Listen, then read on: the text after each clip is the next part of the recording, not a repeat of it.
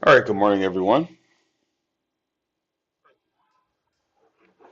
Let's get started. For today, Tuesday, January 30th, we have the following. For the United States, we have at 9 o'clock a.m. Eastern, the S&P CS Composite 20 HPI year over year, which is a medium impact report. And we have the HPI month over month, which is a light impact expected report. Both of those will come out at 9 a.m. Eastern, so that will be before market open. Then at 10 a.m., we will have the consumer confidence report, which is a major impact expected. JOLTS job openings also have expected major impact. Again, both at 10 a.m. Eastern. After that, that will be it for economic data for today. So we'll have two reports pre-market, and then we'll have one report a half an hour after market open. Going forwards from there, let's take a quick look at the pre-market. All right, so here is the NASDAQ, the QQQ. And as we can see yesterday, the market at first was very, very neutral, wasn't doing anything at all, and then suddenly broke out into an actual uptrend. Okay, so at the first part of the session, for nearly, actually all the way until the end of the morning session for the broadcast, there was no positive or negative action on the NASDAQ, the QQQ ETF. But then after that, we had this breakaway, we had a pause, and then we had a resumption of that trend up. So the market did become bullish, but only after the middle of the day, or at least starting in the middle of the day. Having said that, taking a quick look at the stocks which were moving yesterday, we have the following.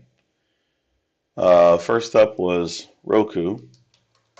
Now, Roku at first, sorry, I misspelled it. Roku at first was not able to reach his target number one. It had a very sharp move up here at the opening of the session, and then basically fell apart before reaching T1, target number one. Stuck around the VWAP for a long time, and then finally at the end of the day, started to move up and hit target number one to the upside. It ultimately went to about halfway to target number two. However, these targets were not what we were looking for, number two at least, since we hadn't gotten to target number one yet. So everything happened at the end of the day for that particular stock. Similar story for Microsoft. Was able to move up at the open, but never able to reach its target number one. It sold off, stuck around the VWAP for a long time, and at the end of the day, made its rally where it almost got to target number one. Tesla, however, did do fairly well. It was able to reach its target number one earlier in the session, which was 189.12. Then after that, got about halfway to target number two and then repeated that later on. DraftKings, this one was able to reach target number one very quickly at 39.63. It then went over halfway to target number two before fully reversing.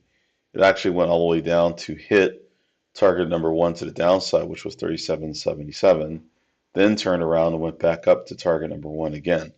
So this was a very volatile stock. We were only interested in it at the beginning, at least for what I would look for. Next up, we have INTC. INTC was able to reach its target number one to the downside of 43.11. We were, however, looking for it to move from that target to target number two to the downside of 42.51, but it wasn't able to reach that. It got about halfway to target number two before it bottomed out. Next up is Apple, which was able to reach its target number one to the downside of 190.11, but only able to get about a third of the way to its target number two to the downside. Bottomed out at 189.58 and then reversed. all the way back to the opening price of that day.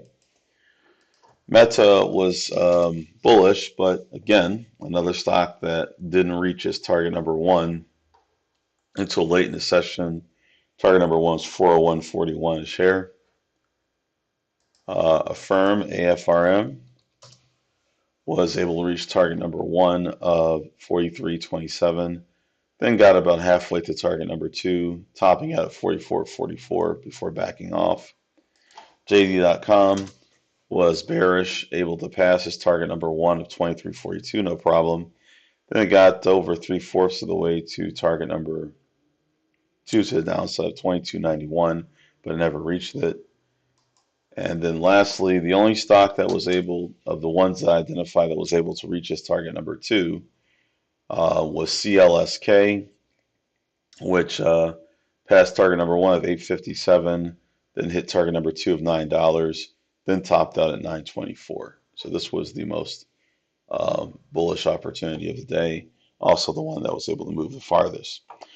All right, so that covers everything that was moving yesterday. Let's take a look at the overnight session, see what we have.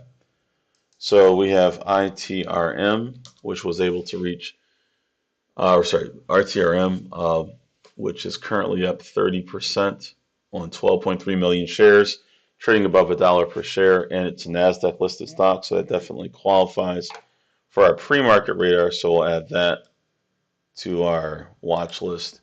Symbol is ITRM, and that's M as in Mary, ITRM. Next up, we've got Mara, which actually is not up enough, I don't think. Let's find out. Yep, only up 1.46%, so we'll skip that. Next up is PTPI, which is currently up 11.91% on 4.5 million shares, trading at least $1 per share, and it's a NASDAQ listed stock. So we'll go ahead and add that to our radar as well.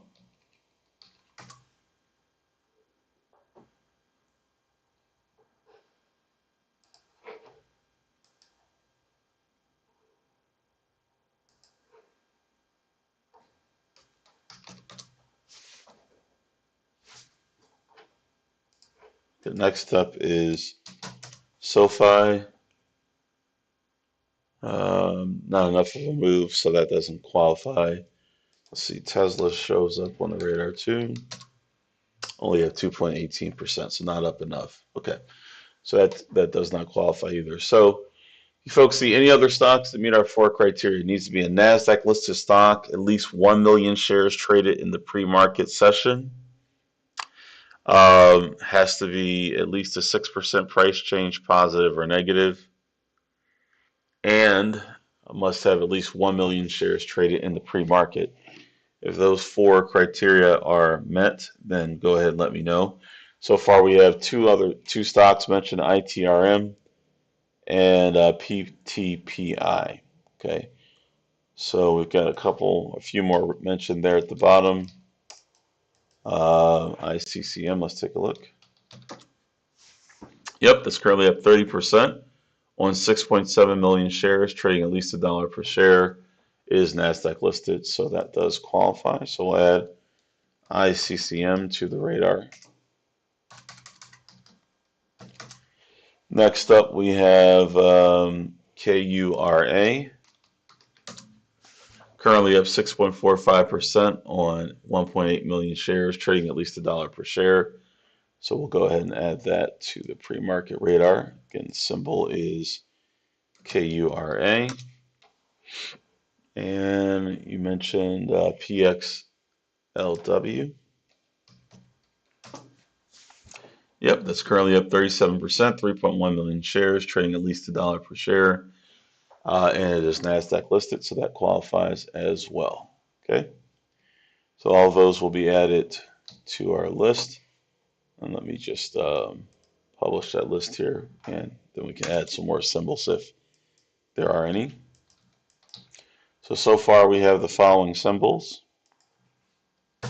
We have ITRM, PTPI, ICCM, KURA, and PXLW.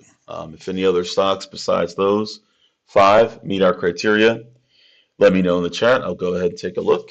Again, it has to be a NASDAQ listed stock trading at least 1 million shares of pre-market volume, at least a 6% price change, positive or negative, and must have traded at least 1 million shares of pre-market volume. Any stocks that meet those 4 criteria, let me know in the chat.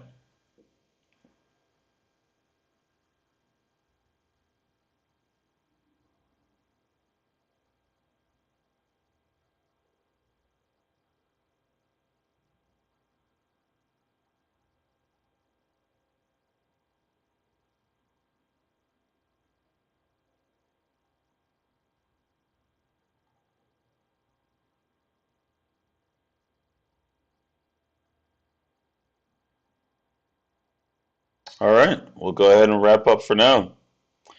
So folks, please be sure to like the video. See, we have 8 likes, but more than 8 people are watching. So please be sure to hit that like button, so that helps us greatly with the YouTube algorithm. Also, be sure to subscribe to the channel if you haven't already. All you have to do is hit the subscribe button. That way you'll get notifications of any new videos that are uploaded, etc. And for anyone watching this on a replay, if you're not familiar with our company, please be sure to check out fundertrading.com. That is our website. You'll see a link in the description of this video. Other than that, for everyone who's part of the coaching room, I'll see you there in about 25 minutes. Then we'll pick up from there, okay? All right, folks. Until then, take care.